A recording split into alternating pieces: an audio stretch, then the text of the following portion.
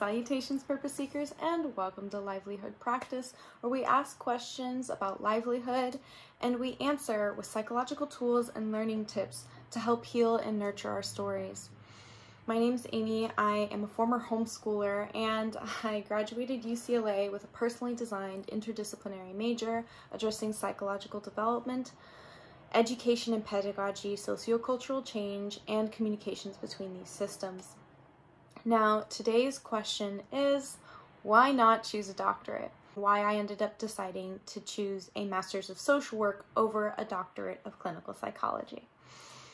So to begin, what are the three main functions of university? Well, it's mostly to provide research, teach you skills and knowledge, and in the process of learning, you're in a place where there are communities around you that you can engage with. So community engagement, put simply. Now, not all universities are successful at these things, but some are more prominent than others. Obviously, I went to UCLA, which was for quite a while, if not still, the #1 public university. And it's only the case because they're given the most funding for their research and they also produce pretty good research. And that's why I decided to go there. I didn't go there for, the name. I went there because I really loved the research they were producing, specifically in the psychology department. I wanted to gain the knowledge and skills to prepare me for a Doctorate of Clinical Psychology. That was my be-all, end-all. Since I was 16, I wanted to do that. And I always had this beautiful image in my head that I wanted to teach what I was doing in research. And I thought that that would be the best lifestyle for me, and it would be the best work environment that I'd have. So while I was at UCLA, I was really trying to go in depth into exploring what my skills were. And I found I did really like research, but I continually found myself in a place where I didn't necessarily like the answers doctorates were giving me. So for example, when I first started UCLA, I was saying, oh my goodness, you have so much amazing research. This should be put into the public. How can we let this be known more on a mass scale? And he said, I'm just the scientist here. I'm not putting things into action. I'm just the researcher. And I'm like, what do you mean? I mean, we need to practice what's being put into research. What's happening here? I started asking other professors who were trying their best to distribute knowledge to the public, but they kept telling me that there is this huge gap between research and practice.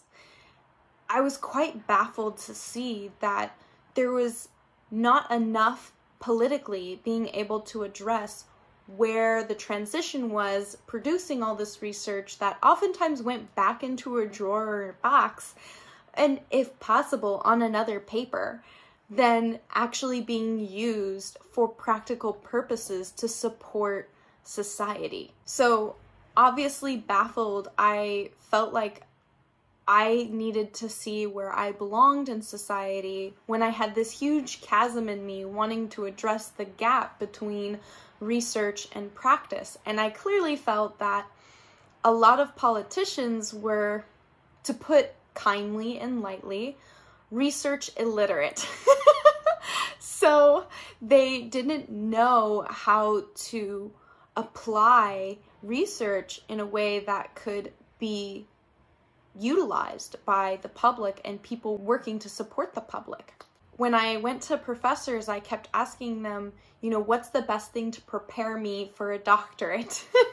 And they said, well, before you become a graduate student and apply as a graduate student, we want you to have life experience. We want to know that you have practical skills that have informed your knowledge to see where you best belong, whether that be with a doctorate or not. So the best practical advice that doctorates ever gave me across my entire university education, from when I was 15 till I ended my university baccalaureate when I was 22, was do gap years. And I found out gap years are growth years. Even in my gap year, I found where I belonged, and it got to humble me on all the lies that I was living by and believing since my youth. about especially becoming a doctor. Well, obviously, I fetishized a lot having a D at the end of my name, but I had to question what actually motivated me to do the work that I felt utilized all my skills. And so that's where I'm going to provide Deci and Ryan's self-determination theory. So in this theory, it says that you need autonomy, belonging, and competency in order to be motivated to do what you're going to do. Oftentimes, this theory is used in school settings to see how we can best teach students be motivated to learn. So, to have autonomy in what you're doing in the environment that you're applying your skills, you need to have free will and agency and power to choose what you're going to be doing. And oftentimes this empowers a person to feel that they are an agent of change, that they have the knowledge and skills that they've learned that are valued. And this is where a sense of belonging comes in. You need to have in your workplace or whatever environment that you need to be motivated to perform an action in, to have a sense of relatedness, belonging, and understanding in the community around you. The people and the coworkers around you need to respect and value who you are and the knowledge and skills that you're putting forth.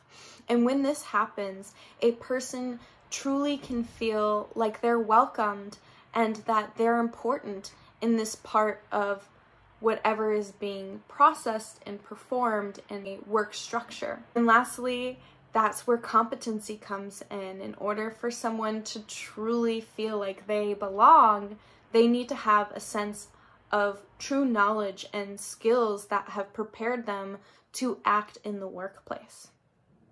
Now, I realized when I was at university that I did have the skills and the knowledge and the ability to become a doctor. And at the same time, I started meeting a lot of other clinical psychology graduate students who were telling me, look, my main focus is to be a researcher. I want to be a researcher and I don't really want to be a clinician so much. And a lot of the doctorates here in the clinical studies programs for psychology, we're focusing mostly on performing research instead of doing more clinical work. So I started taking a step back and realizing, well, I do want to be a therapist, and my main goal is to provide practical psychological tools that can be used and also can support people within society. How can I use all my skills of public speaking and teaching and being informed by psychological research to support people? So in my gap year, my growth year, I like to call it, I decided to leave all of the labs that I was doing research in. I started tutoring and teaching students across the entire spectrum, of all ages, and that also informed me about where my strengths are as a teacher and where I could be building as a teacher. At the same time, I was and still am a communication partner for non-speaking adults, also known as nonverbal adults. I'm working in this community of neurodivergence, being an advocate and also supporting people who are neurodivergent. I found that my skills were best utilized while also being informed by research as a therapist working in the field and not necessarily publishing papers and trying to get grants to do research to try and make change and see if it works. Much of being a doctorate is problem solving. And I also had to question, who are the people that I look up to, whose lifestyles that I want to have, and also are people that I want to be similar to.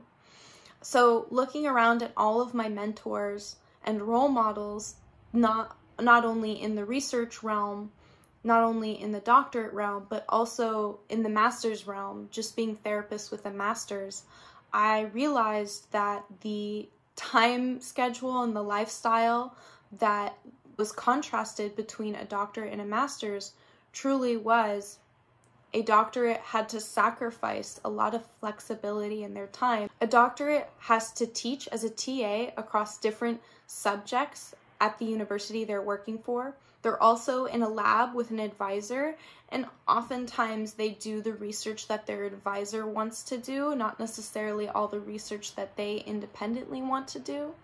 And thirdly, they also have to get their clinical hours done, which is another responsibility on top of all the other things that they have to do. Meanwhile, when you're in your master's, all you have to do is focus on getting that education and building your clinical hours up so that you can get your licensure.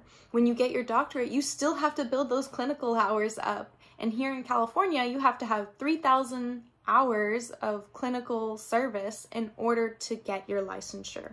It was imperative for me to take a step back and see what was the education path that contrasted a doctorate with a master's, because it was really going to be defining my next 2 to 7 years and the 10 years that followed that.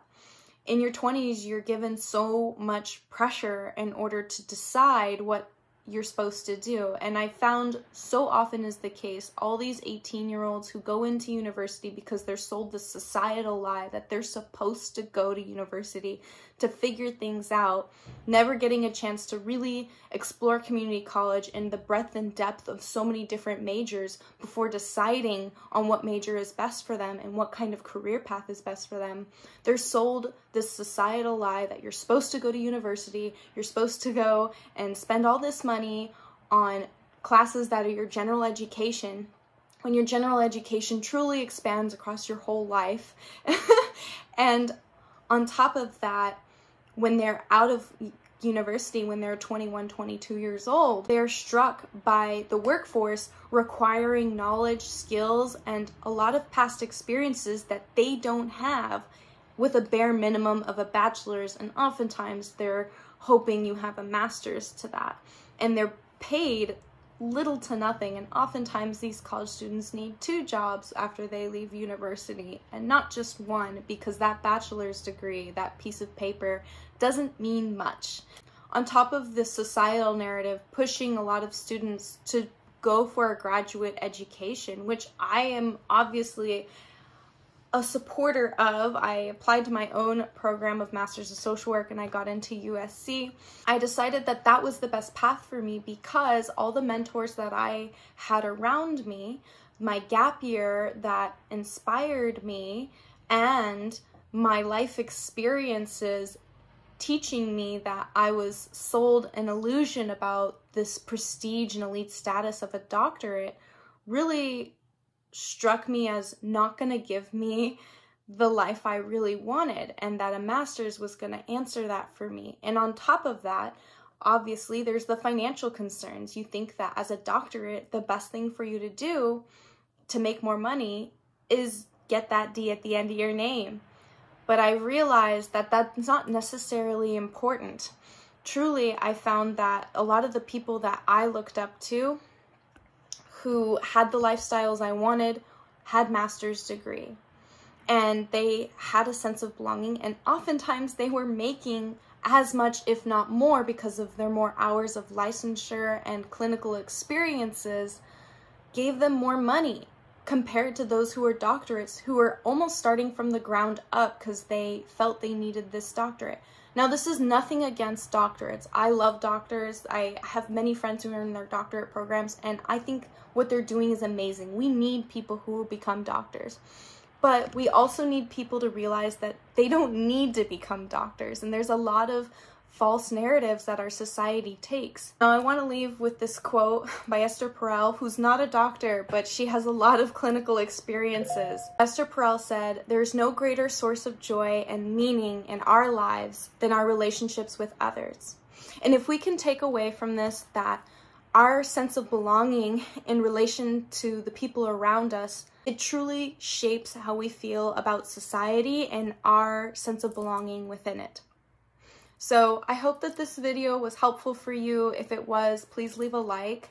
And if you want to hear more psychological tips and tools, I'll use this Deci and Ryan self-determination theory again in another video. But if you're wanting to hear more about it and other psychological tools, please subscribe and leave a comment below. Have you felt pressured in getting a doctorate versus a master's, whether it be by your family, your society around you, or even yourself? Have you felt questioning where you best belong? How many gap years should you take?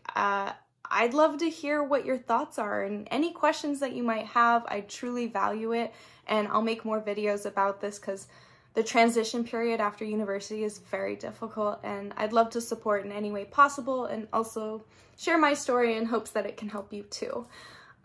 Anyways, thank you for watching Purpose Seekers, and I'll see you in the next video.